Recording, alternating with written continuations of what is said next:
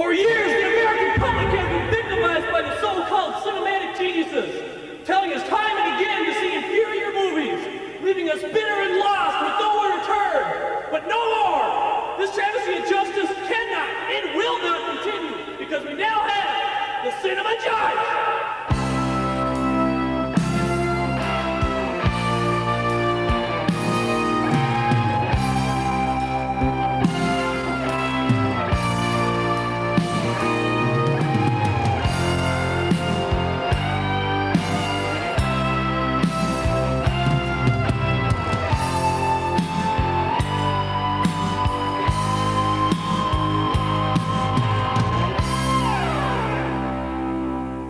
Hello and welcome to the Cinema Judge. To all my judge heads out there, welcome back. If this is your first time listening, welcome aboard. And just briefly, this is what the show is about. The studios, they send me clips, interviews, on-the-set footage, sometimes premiere footage, all these kind of things. I take that information, put it into one cohesive infomercial, for lack of a better word, and I give you the evidence. You make up your own mind. I'm not going to sit here and yell about Hollywood, yell about this, yell about that.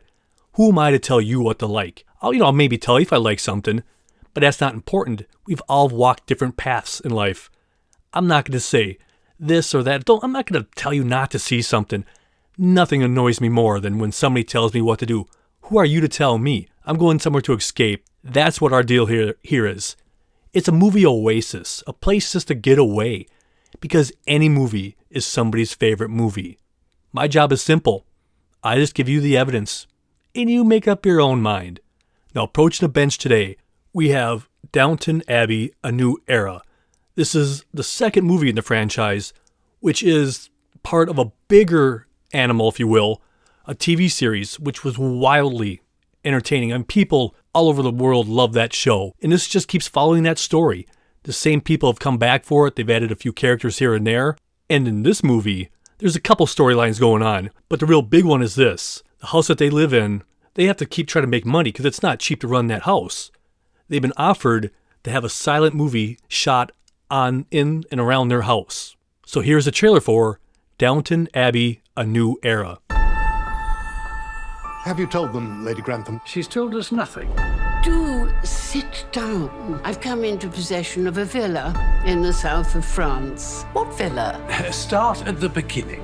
Years ago, before you were born, I met a man. They spend a few days together and he gives her a house. You never thought to turn it down? Do I look as if I'd turned down a villa in the south of France? A telephone call for you, my lord. Mr. Barber is a producer and director. He wants to make a film at Downton. A moving picture at Downton. Would there be film stars, famous ones? I think it's a horrible idea. Actresses plastered in makeup and actors just plastered. There is something about him, like a wild animal ready to spring. Ready to spring on you, you mean? Cut! Sorry. The modern world comes to Downton. Why do you think he gave you the villa? That is where the mystery resides. Then go off to the Riviera. And with any luck, we'd miss the whole of Mary's frightful film. I do hope that was a prop. You steer ahead. You're the captain now. They better be warned. The British are coming. Welcome to the Villa of the Doves. It's a beautiful place. How happy you must be. Oh, my goodness. Who is she? The Lady Grantham I first went to work for. Granny! Why did you invite us here?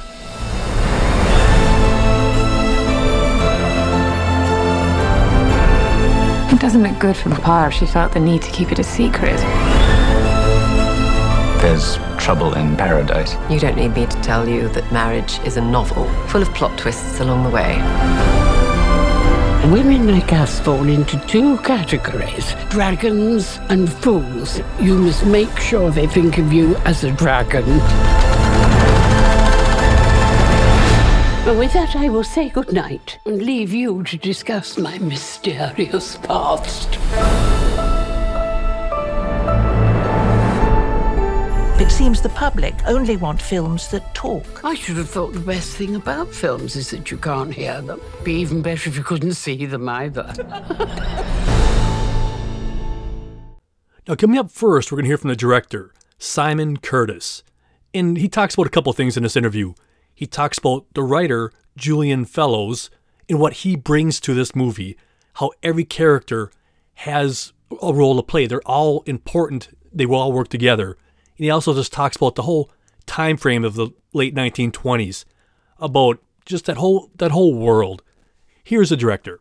It's a very specific moment in time. And, it's not that everything in 1929 was great for the people who lived at that time, but there were things and elements of that life that seem enviable now, where, people did all work together. And what Julian does is give everybody a dignity and a humanity, whether they're young or old or whatever their job or class is.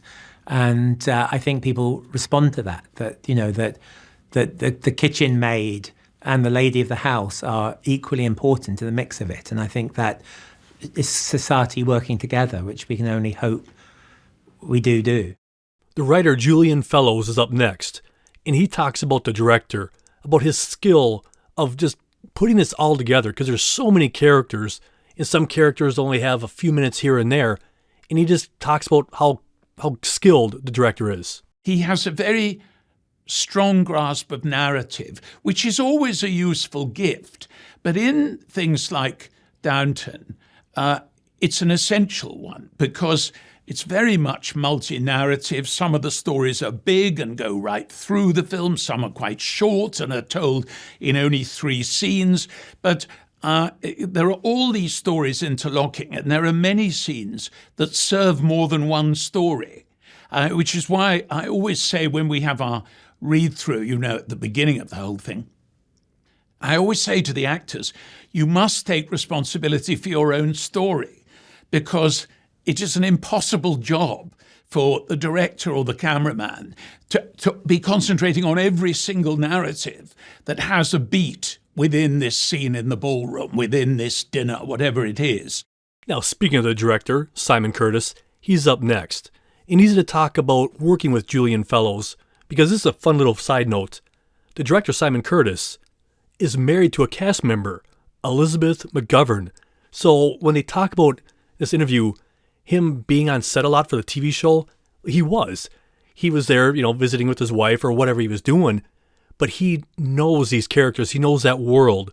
So for him to come in and direct this movie isn't a far stretch, because he's well aware of all the stuff going on.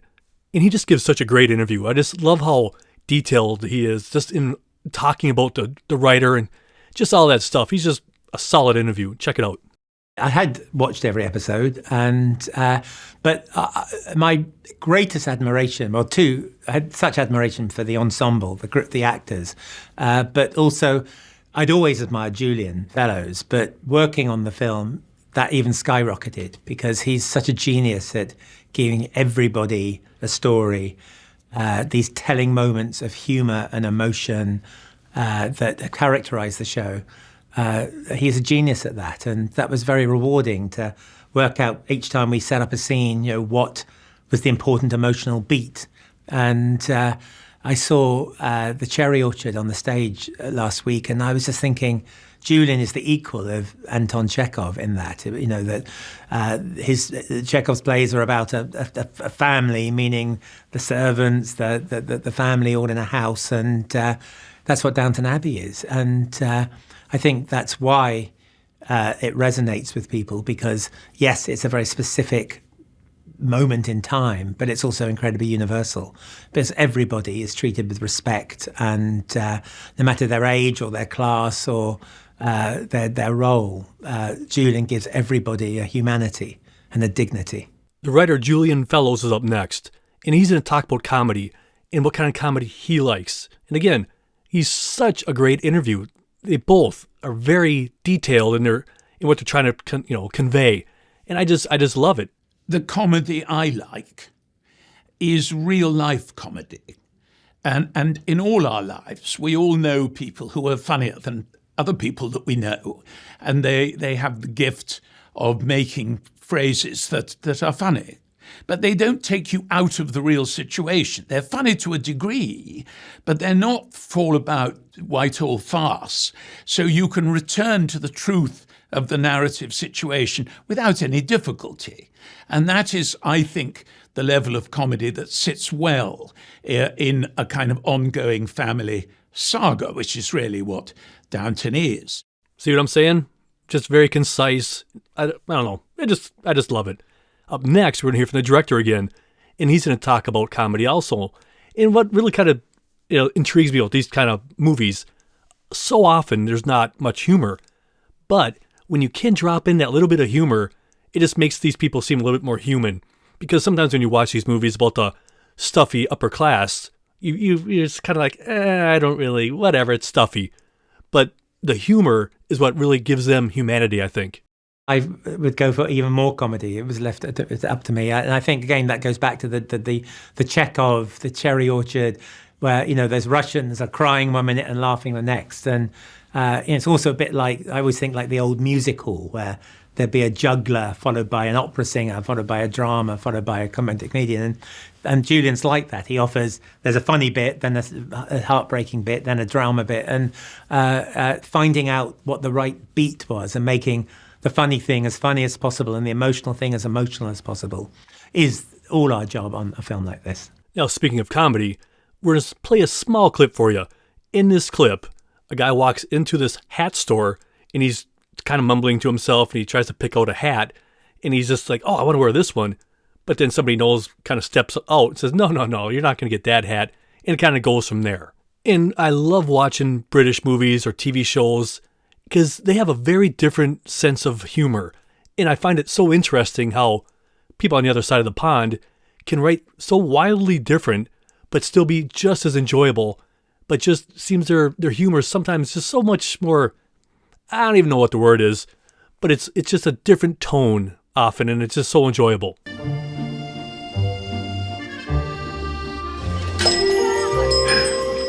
Bonjour, monsieur. Glare. No. Cover. Cool. Yes. Carson? Oh. May I be of help? On va prendre celui-là, s'il vous plaît, Monsieur Ursel. I thought maybe this one. It makes you look like King Zog of Albania. Oh, perfect. Oh, no. I wouldn't hear of it. It was my choice, so I should pay. Yeah, but I'm the one who has to wear it. Thanks for your custom, sir. Both, you and your wife.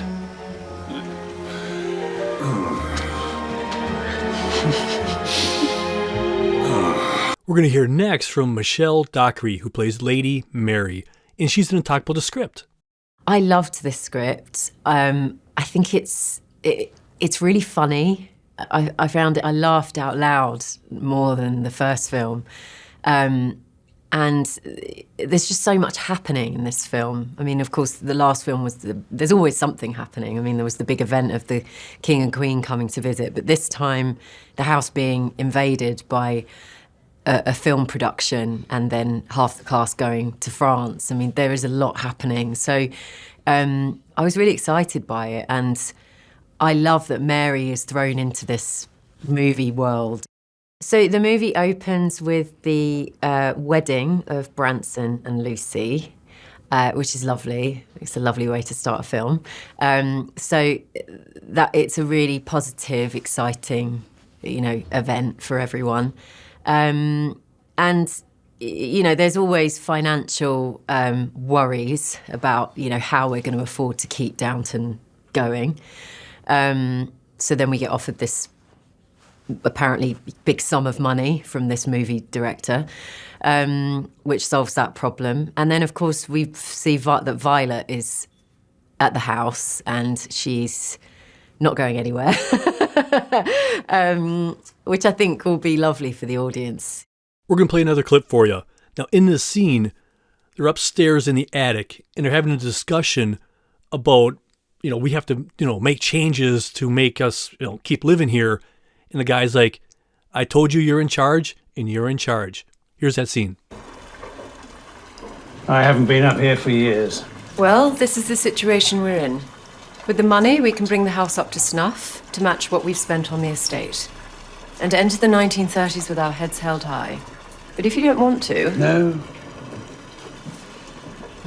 No, you steer ahead. You're the captain now. I am aware of that, even if you think I'm not. We're going to hear next from Hugh Bonneville, who plays Robert. He's going to talk about the 2 plot points in this movie. The 2 significant storylines in this movie are that movie world comes to Downton Abbey.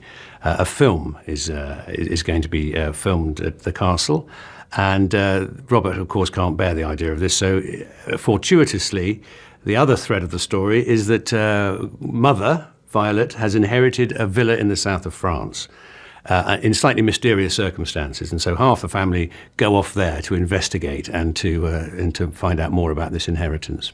Well, it's not a bad problem to have.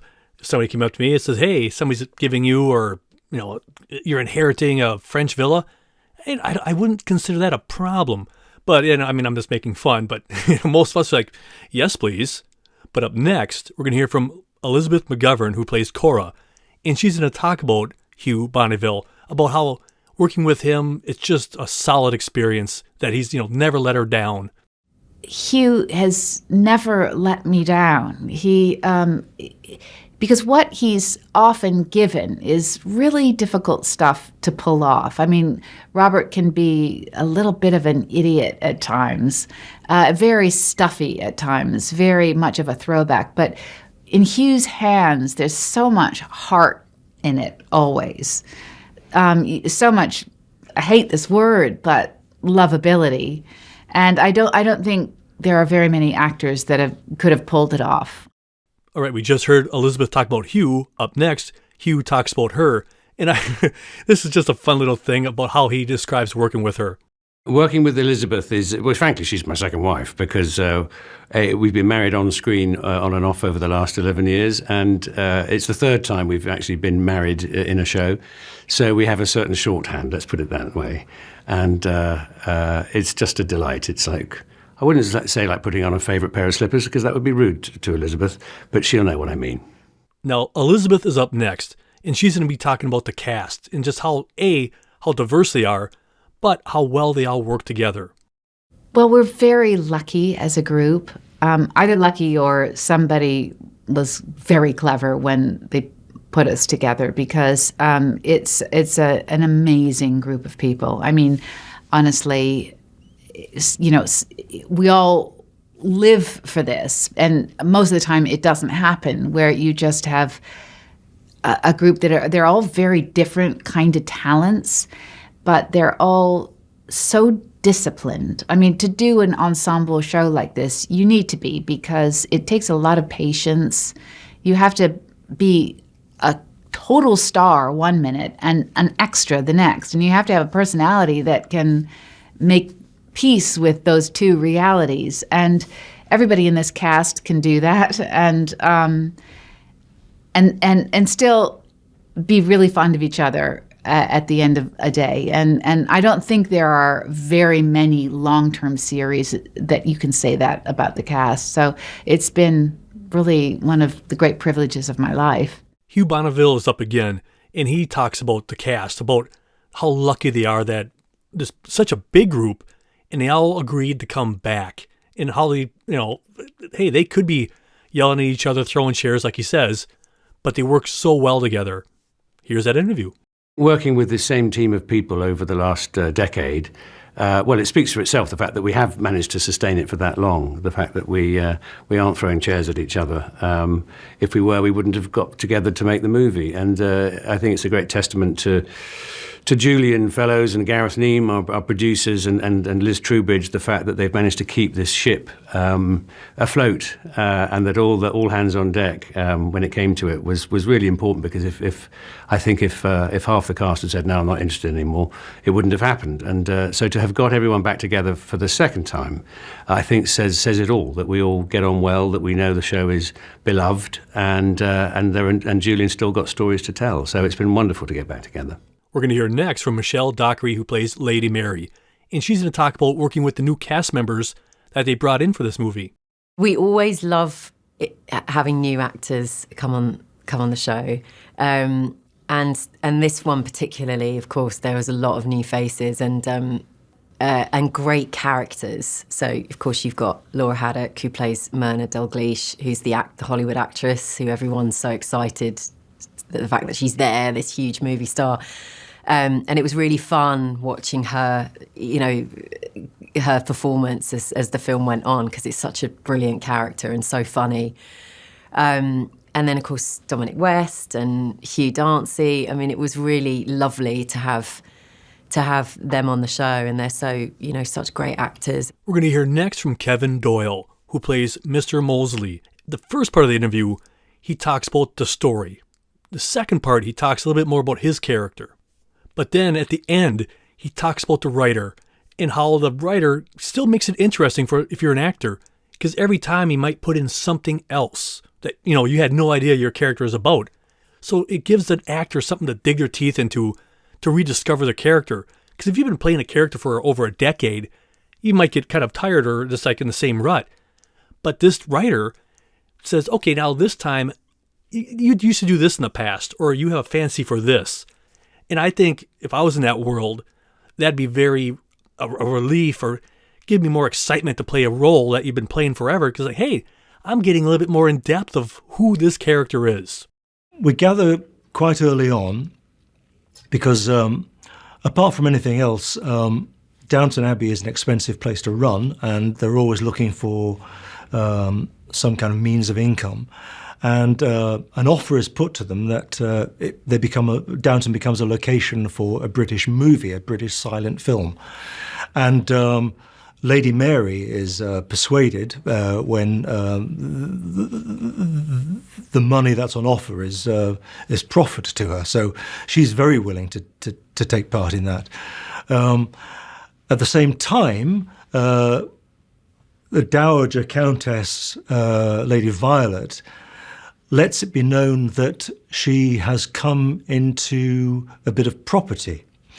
But the surprising news is that she's come into a bit of property in the south of France, and that it has something to do with a past relationship, I would say, with a young Frenchman at the time. Miss Baxter joined the household a few years earlier, and as a lady's maid to Lady Cora, and he spotted in her some troubled past and wanted to help her, and she likewise has kind of spotted something in him that she found curious, and they kind of slowly, very slowly, formed a bond.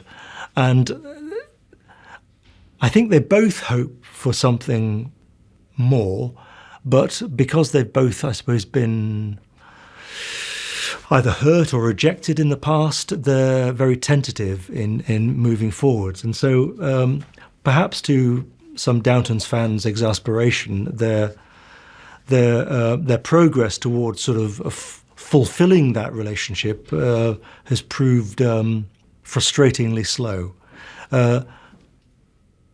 That's not to say that fulfillment isn't on the horizon, but, well, you'll have to wait and see. Whenever Julian writes these scripts, he always puts in something new that you learn about your character when you read it. For instance, in the previous film, I learnt that he was an ardent royalist, which I hadn't realised before.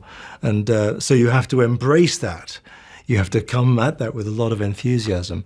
And likewise, in this film, you learn that he lives for the movies. Any spare time that he has, he will be off to the cinema. And it's been used as an excuse to take Miss Baxter on one or two occasions. And so he loves movies. He loves that kind of the idea of Hollywood, of sort of escape or fantasy, or and so the chance that he gets to sort of watch them being made is just absolutely fascinated by. Now we're going to play another scene for you. Now in this scene, the starlet shows up at the castle. So the big score you're hearing, she's driving up, she gets out of the car, and it's like everybody's like, wow, look at her. And quite frankly, I enjoy the score. The music is very classic to me. It's very 1940s or whatever it may be. I don't even know how to explain it, but I enjoy the score. But then it kind of moves on, and then you see Mr. Mosley, and he's approached about, the whole place being a movie thing, and he just talks about, I just love the movies. Anyway, here's that scene.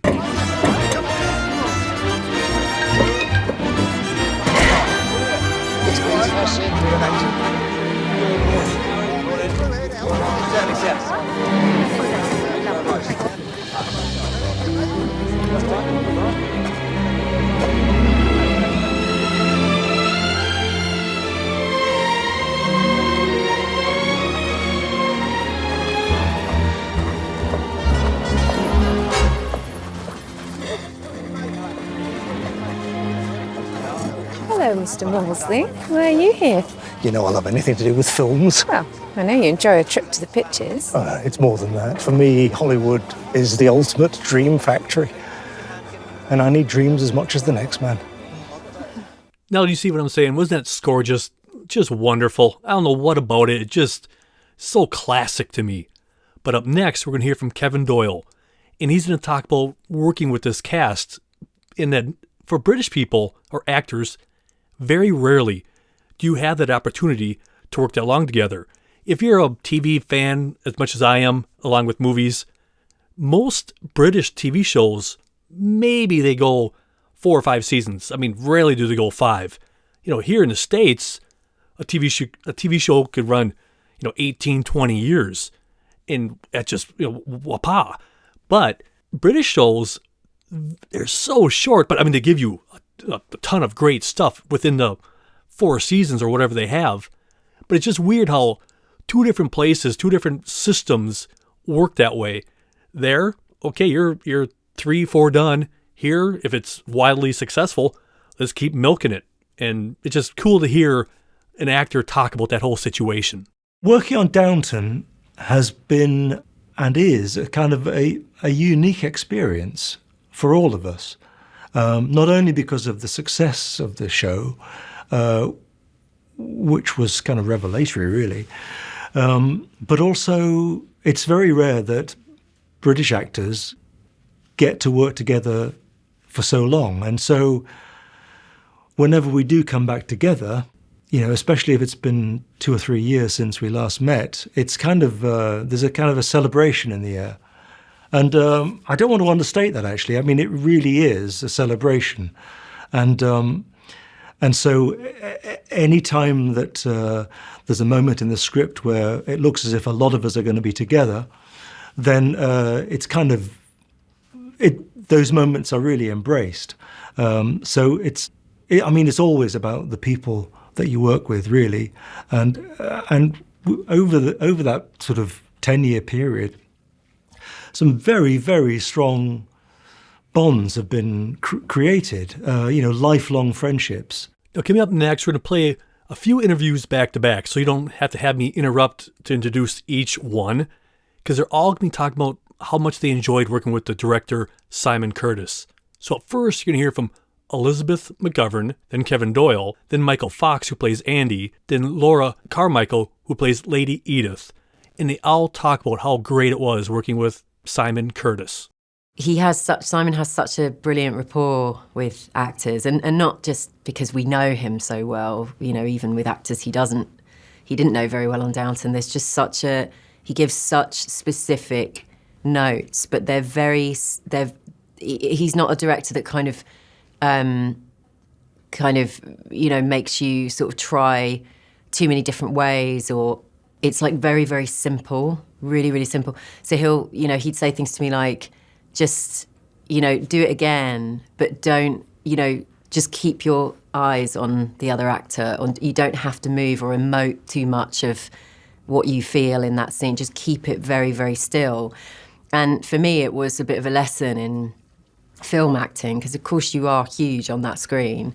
And I think that Simon really, he really encourages you just to trust that what you're saying is enough and you don't have to over-emote.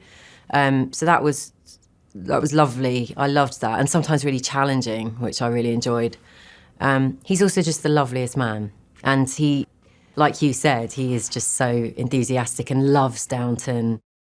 I've wanted to work with Simon Curtis, our director, for years now. Actually, I've admired his work as a theatre director first of all, and then more recently in television and film. I just think his body of work has been extraordinary, and so just getting to meet him through Elizabeth. He's married to Elizabeth. So he was around on set when we were shooting the TV series, and he would sometimes come in and say hello, and so it was a real joy to find out that he was going to be directing this movie. It didn't occur to me that he'd. But of course, why shouldn't he? Why wouldn't he? He's there. He knows the world, so of course he should direct it. It made complete sense. But it was, he was great. But because he knows that world, there was a kind of there was already a shorthand. He knew the characters already. So he was just fabulous and so supportive, and we were able to rehearse, and there were important scenes that needed to be rehearsed, and he always sort of made sure that we had that rehearsal time. So it was absolute joy. Couldn't have asked for anything better. Simon Curtis definitely is part of the Downton family. I mean, he's been there kind of all the way along because of Elizabeth McGovern, and so he sort of came in knowing everything. Like he's great. I mean, I love working with him. He's got an amazing attention to detail. He knows everyone's character very acutely, like he has ideas about everyone, which for a big cast is a real skill, because if you're not on that day, if your character's not doing that much, you want to feel like you're invested in every scene, or you're like your character's got a thread through every scene, and he does that. Like he was an absolute joy, and I think everyone would say they loved working with him. He was brilliant, and he got sort of, it's not an easy. I imagine it's not an easy thing to come into where the style, the tone of it is already decided in lots of ways. And how do you come in and put your own stamp on it? So he has to have that conversation with Gareth Neame, producer, and Liz Trubridge, and kind of navigate his way through that. But everyone felt like he just came in with this new, refreshed energy, which was absolutely brilliant. It was so wonderful working with Simon. He's obviously married to my mama. So we've known him for years, and he's always been so supportive and a champion of everyone in the cast. I really feel like that. And so to get a chance to work with him was amazing. And he knew everyone's storyline. He knew everyone's history. And that brought so much to the show, because he really knew the dynamics and what he could stretch out and what he could pull out of each beat, which is so much a part of the show. It's so much about what's not said as well, particularly between the upstairs and downstairs. You don't want to miss what the servants are not saying in a scene filled with the upstairs lot chatting away. And he really got that. And it really added as well to the feeling of, a family working together and travelling together. It felt like we were all on holiday. That was really special. You just heard from Laura Carmichael, who plays Lady Edith. In this next interview, she's going to talk about what's the appeal of this franchise. I think that one of the things that appeals about Downton is it's so hopeful. I think it doesn't want to write anyone off as the baddies, and Julian always wants to see from all sides, and he writes from a kind of understanding that he believes that everyone deep down has good in them, and so therefore it's very comforting. It's not only is it glamorous and all the rest of it, sort of escapism, but it's hopeful, and I think that's why it's so nice to go back to. And I think, post-pandemic, I think will be a treat for everyone to sort of switch off and enjoy seeing these characters they know and love. And and it's very funny. It's very warm. But yeah, I think it makes you feel good, really. In that same vein, we're going to hear from Penelope Wilton, who plays Isabel. She's going to talk about what drew her to this project or what she likes about it, but then she also gets into why she feels there's a greater appeal for Downton Abbey. I think what I enjoy most is the story. It's got a strong storyline, and I think that's part of its success because it deals with everyday life of these people.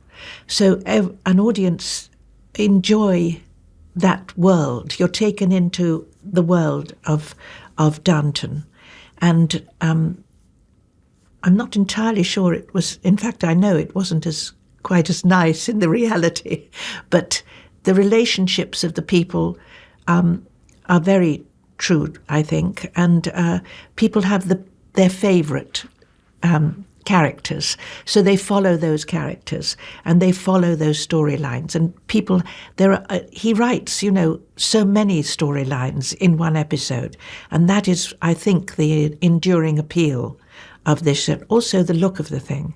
I mean, it looks wonderful. It's wonderful to see it visually. It's a marvelous creation. Elizabeth McGovern is up next, who plays Cora. She's going to say what she feels this franchise is truly about. I think ultimately Downton is about love, and I think that's universal. I think that is why people love it. I think in the end it comes down to love and family, and characters that have real heart and that people can really relate to. I think every single character somebody can relate to, or relate to their story, something that's happened to them, even though it's set in the 1920s. It's relatable. But ultimately, I think it is about love. Up next, we're going to hear from the writer, Julian Fellows.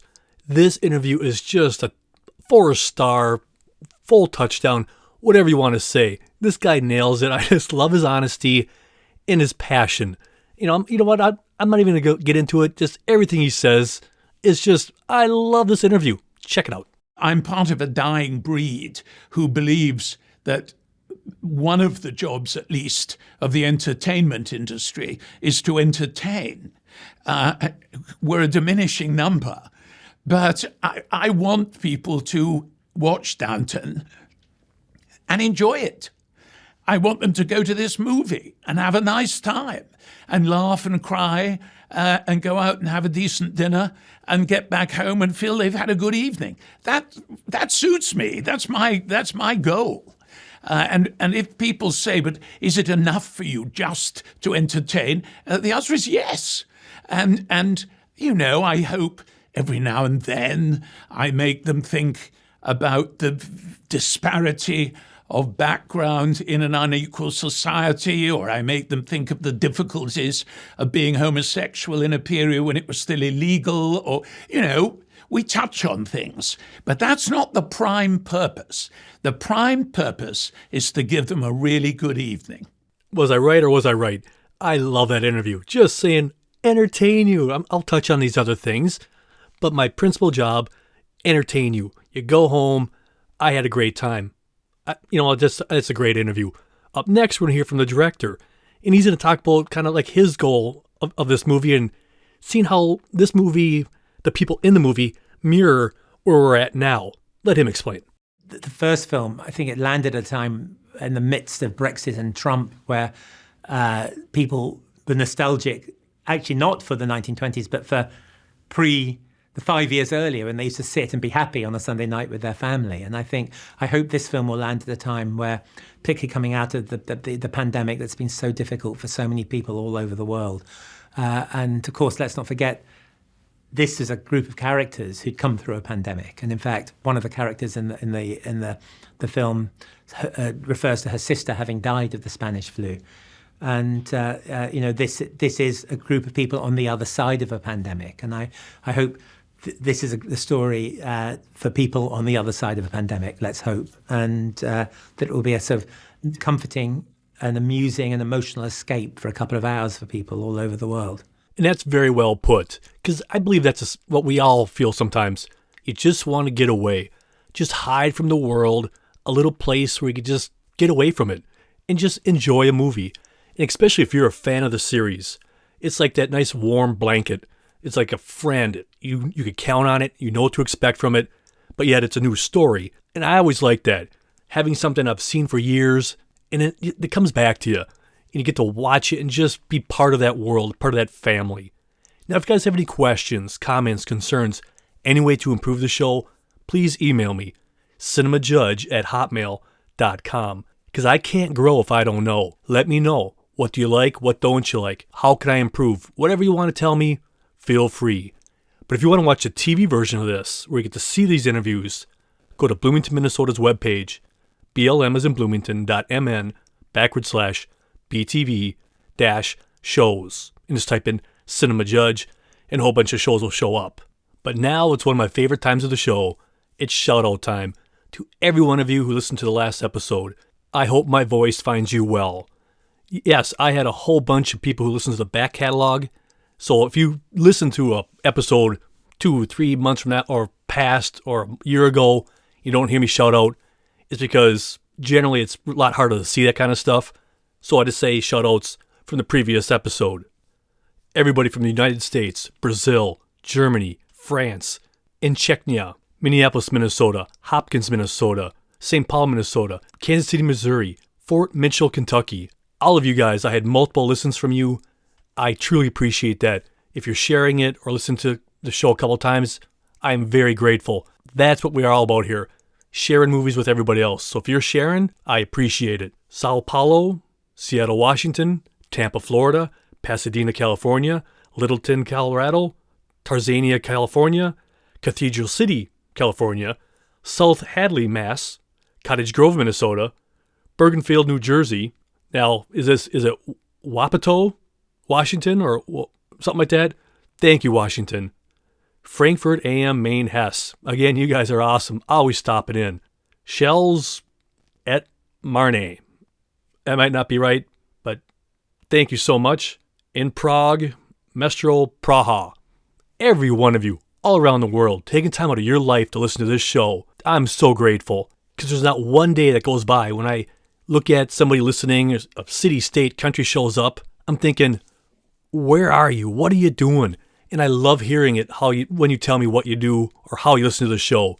Some of you, when you're waiting for your kids to get done with a school activity, or you're mowing the lawn, you're doing the dishes, laundry, all these things, going to work, coming back from work, on break. Every one of these things, I just get so happy going, wow, that's what you're doing when you're listening to that. Because here I am, sitting in my basement, late at night, and you sometimes think, hey, I wonder who's going to listen. But somebody, obviously people are, and that's so cool, thinking, where are you? When are you? All these things, it tickles my imagination. And it's so fun to think about that when I don't care if it's somebody down the block or other side of the world. There you are listening right now, and it just blows my mind. It's just so cool. But this week's bourbon shout-out goes out to Kelsey and Shantae. Thank you both for listening. You're awesome. Cheers. Now, it's the music section. For most of you who might know this if you're a regular, this is first a TV show, and then I get rid of the video and I turn it into a podcast. So when I'm making a TV version of this, I usually have tunes cranking in the background, having a great time. Obviously, I can't do that when I'm doing this because, well, that's just not, it just can't be done. But when I'm making the video part, I'm just usually having a personal, private party all by myself. I enjoy doing it so much. And this week, I listened to a little bit of the boss, Bruce Springsteen. Then I went to Chicago, not the state, but I listened to the band Chicago, their greatest hits. It's got fantastic greatest hits. If you ever have time, if you want to just go through it again, no matter who was part of the group, they always had great hits. I mean, from the early days to, the later days, just top notch. Then I moved on to Coldplay. And man, they have some just wonderful, epic songs that just beautiful to listen to. If you've never seen them live, check them out because they put on such an experience. They really involve the audience. And the times I've seen them, spectacular, just wonderful. But then I was still kind of in a classic mood because this movie, doesn't take place in the wig-wearing days, but it's still that kind of feel. So I had put on some Mozart, because, man, his music is just incredible. So for me, it was just kind of a match with this theme of the movie. So I just cranked on Mozart and just let him ride. I don't know what songs or what concerto or whatever it was. I just played a whole bunch of stuff kind of in a row, because when you're jamming, you're jamming. So that was my playlist making this episode. Well, that is it. My full glass awaits. I'm thirsty. So cheers to you and to the movies. So until next time, be well, be good, and I'm gone. I'm Jeff. Thanks for listening to The Cinema Judge.